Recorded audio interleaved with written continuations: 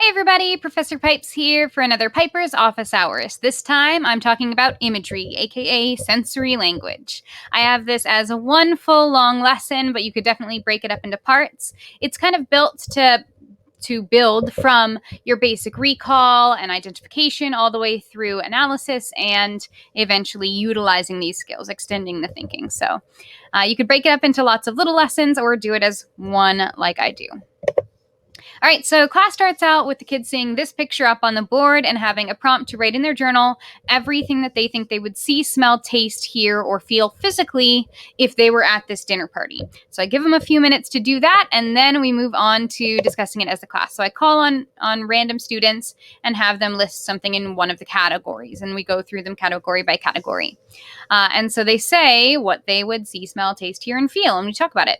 I do have them build upon this then as a class discussion. So if somebody says that they feel the table, we then have to answer questions about it. Okay, well, what is it that you're feeling? Is the table rough? Is it smooth? Is it wooden?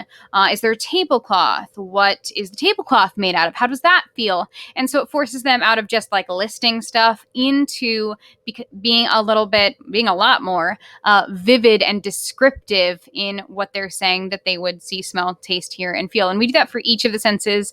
It's kind of hard, especially on taste. What does turkey taste like? Like turkey. And so, it kind of forces them out of just the habit of listing stuff. Then we move on to your basic identification. And so they're given a set of lyrics.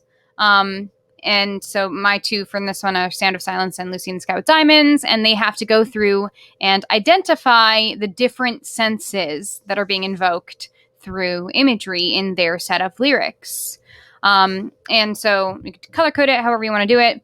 And then I have the kids usually come up to the board and play a game called Pass the Pen, where they come up and they highlight an example of imagery that they've found, and then they pass the pen to somebody else who does the same. But of course, you could just call on students and do it yourself if you don't have a Promethean board or smart board. And so this also becomes a bit of a discussion because we then talk as a class when they've identified something. We then talk about, okay, well, is that imagery?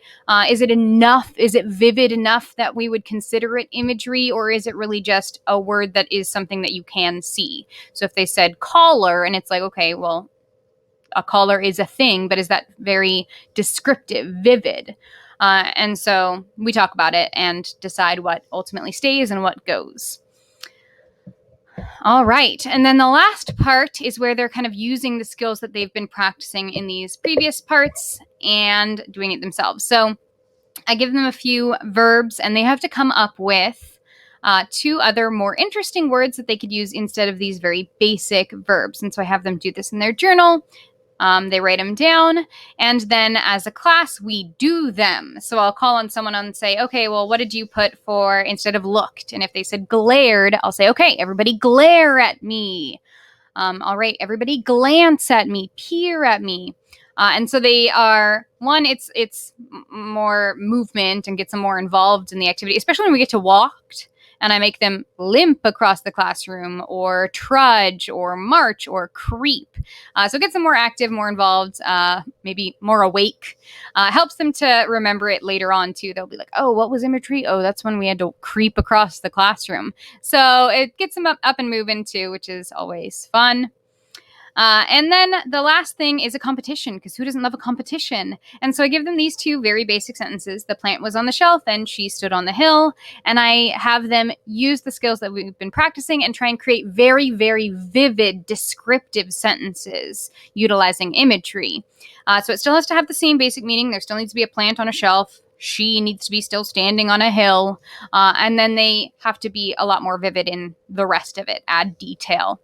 And then as a class, they volunteer if they want to participate in the competition. Not everybody does. And then as a class, we vote on the winner, and the winner for each sentence gets a prize from my classroom prize box. Obviously, totally optional, but they always enjoy a very simple prize.